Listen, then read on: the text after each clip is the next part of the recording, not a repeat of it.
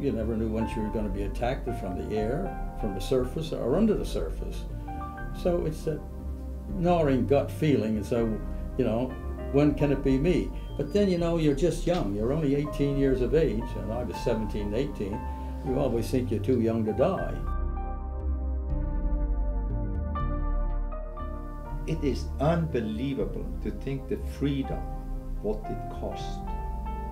It cost in lives lost, opportunities lost by all these young men that never had the opportunity I had.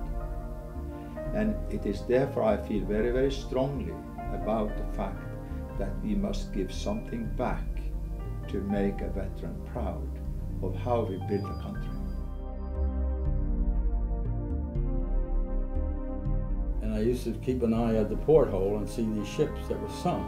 And I counted 14 of those ships that were laying on the bottom. It was during a steam like ours.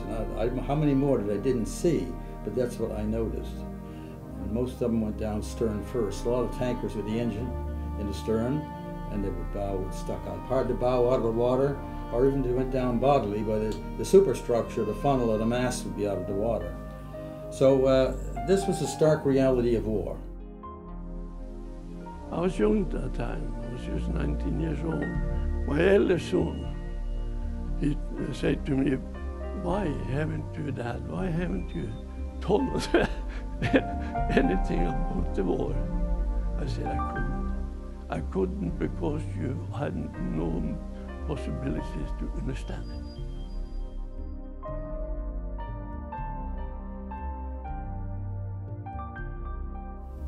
I was too scared to be scared.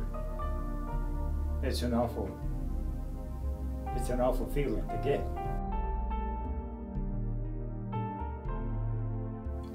When they hit, I know that boat went up.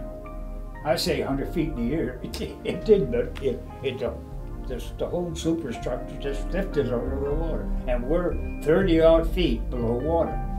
I come up the ladder, they're doing along the deck. I says, "Oh my Jesus, where the hell where's the ship go?" From midship forward, that was gone. That whole section, just like you took a knife and you cut it off.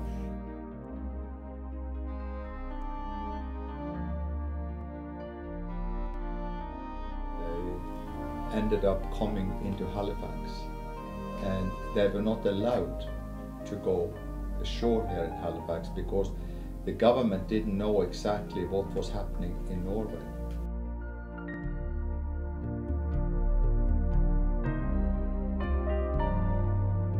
That became the training station for the gunners that was being used on board the Norwegian merchant fleet.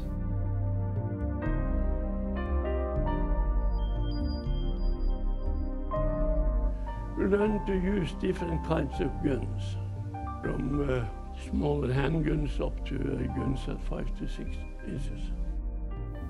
The relationship between the citizens of Lunenburg and surrounding area with the Norwegians was unbelievable.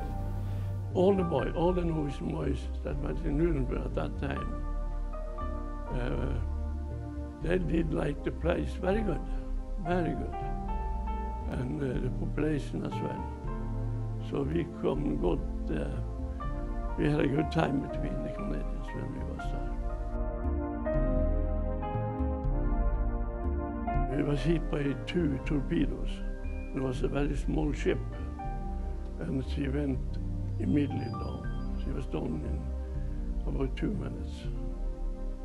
They managed to get out a lifeboat, and they picked us up after a while.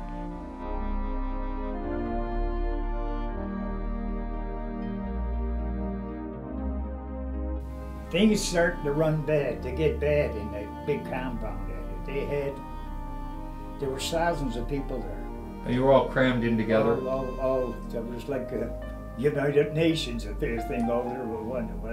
And things started to get rough. What do you mean, in what kinds of ways? Well, there's certain things that I don't want to talk about.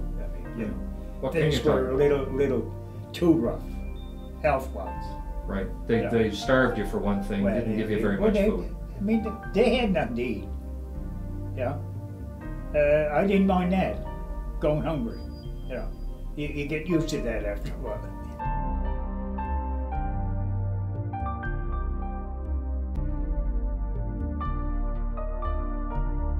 And a lot of people want to intentionally forget it because it was so harrowing. Because like I tell the kids, if you don't remember anything what I told you today, as long as you remember these 2 or 4 little words, war is hell.